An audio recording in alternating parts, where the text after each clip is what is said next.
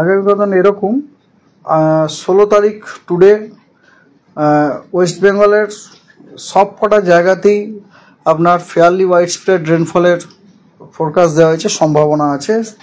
এবং এর মধ্যে নর্থ বেঙ্গলের 5টি উত্তরের জেলাতে সেখানে ওয়াইড স্প্রেড রেনফল হওয়ার সম্ভাবনা আছে।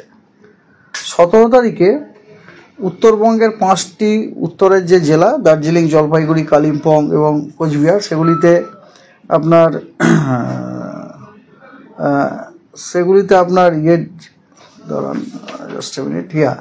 সেগুলোতে আপনার ওয়াইড স্প্রেড রেনফল হওয়ার সম্ভাবনা আছে, ফেয়ারলি ওয়াইড স্প্রেড রেনফল হওয়ার সম্ভাবনা আছে। এবং তার সাথে সাথে কোস্টাল ডিস্ট্রিক্ট আমাদের এবং ওয়েস্ট মেদিনীপুর, হাওড়া এবং কলকাতাতেও ফেয়ারলি ওয়াইড স্প্রেড রেনফল হওয়ার সম্ভাবনা আছে। হাওড়া, কলকাতা, ওয়েস্ট মেদিনীপুর, কোস্টালের অন্যান্য জেলাগুলো এবং 5টি উত্তরবঙ্গের জেলায় ফেয়ারলি ওয়াইড স্প্রেড রেনফল হওয়ার সম্ভাবনা আছে। আর বাকিগুলিতে আপনার স্ক্যাটার্ড রেনফল হওয়ার সম্ভাবনা আছে। 18 তারিখে উত্তরবঙ্গের সব জেলাতে ফেয়ারলি ওয়াইড স্প্রেড রেনফল হওয়ার সম্ভাবনা আছে এবং সাউথ বেঙ্গলের কোস্টাল ডিস্ট্রিক্টস হাওড়া, হুগলি, কলকাতা, নদিয়া এবং পশ্চিম মেদিনীপুর সেখানেও আপনার ফেয়ারলি ওয়াইড স্প্রেড রেনফল হওয়ার সম্ভাবনা আছে এবং অন্যগুলিতে স্ক্যাটার্ড। 19 তারিখে সমগ্র পশ্চিমবঙ্গের সব জেলাতেই ফেয়ারলি ওয়াইড স্প্রেড রেনফল হওয়ার সম্ভাবনা আছে। 20, 21, 22 ওই 3 দিনেই কিন্তু পশ্চিমবঙ্গের সব জেলায় আপনার ওয়াইড স্প্রেড রেনফল হওয়ার সম্ভাবনা আছে। কলকাতা, সব জেলা। ওয়ার্নিং 16 তারিখে হেভি রেনফলের ওয়ার্নিং আছে জলপাইগুড়ি এবং নর্থ দিনাজপুর টুডে। আগামীকাল কোনো ওয়ার্নিং নেই কোনো জেলার জন্য।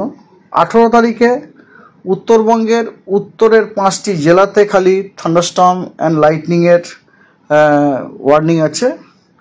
19 তারিখে পূর্ব মেদিনীপুর এবং দক্ষিণ 24 পরগনাতে ভারী বর্ষণের সতর্কবার্তা আছে।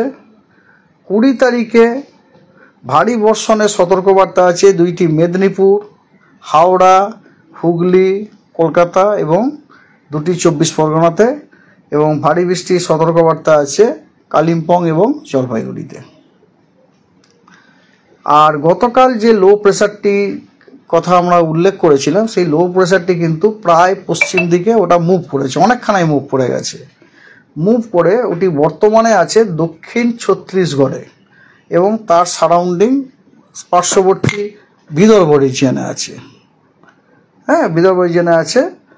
আর ওর সাথে যে জড়িত যে সাইক্লোনিক সার্কুলেশনটি চক্রবাত ঘূর্ণাবর্তটি ওটি 5.8 কিলোমিটার পর্যন্ত বিস্তৃত আছে এবং তার অক্ষটি উচ্চতার সাথে সাথে দক্ষিণ পশ্চিম দিকে ঝোঁকার টেন্ডেন্সি আছে। আর আজকে মনসুন ট্রাপ অনেকখানা দক্ষিণে আছে, আমাদের পশ্চিমবঙ্গের কোনো পয়েন্ট দিয়ে পাস করছে না, গোপালপুর দিয়ে পাস করে সাউথ ইস্ট ওয়ার্ডস হয়ে সেন্ট্রাল বেতে ঝুঁকে গেছে। কালকে কিন্তু আপনাদের বলেছিলাম নর্থ ওয়েস্ট, আজকে কিন্তু এটা সেন্ট্রাল বেতে, মানে দেখে মনসুন ট্রাপটা আপনার সাউথের দিকে চলে গেছে আর কি। ঠিক আছে, সাউথের দিকে চলে গেছে। আপনারা নিজেও বুঝতে পারছেন ওর মুভমেন্টটা থেকে গতকাল কোথায় ছিল লো প্রেশার এরিয়াটা আর আজকে কোথায় বললাম ছত্তিশগড়। আপনি যদি দুটো লাইন টেনে দেন দেখবেন মোটামুটি এটা ওয়েস্টওয়ার্ড দিকে গেছে আর কি। তবে অ্যাজ আই টোল্ড ইয়েস্টারডে, কালকে যা বলেছিলাম 19 তারিখে কিন্তু আপনার উত্তর পশ্চিম নর্থ ওয়েস্ট বে, দ্যাট ইজ উত্তর পশ্চিম এবং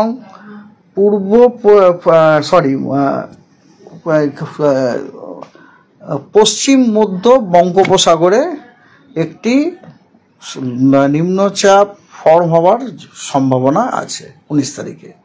আর এই যে বুঝতেই পাচ্ছেন 20 তারিখে 19 তারিখে যে দেখতে পাচ্ছেন সাউথের জেলাগুলোর যে বৃষ্টি, তাই না, হেভি রেনফল ওয়ার্নিং, তারপরে আপনার বৃষ্টিপাতের যে ডিস্ট্রিবিউশন, ওটা দেখে বুঝতেই পারছেন this is the effect of this 19th low pressure area. ঠিক আছে, দ্যাটস অল।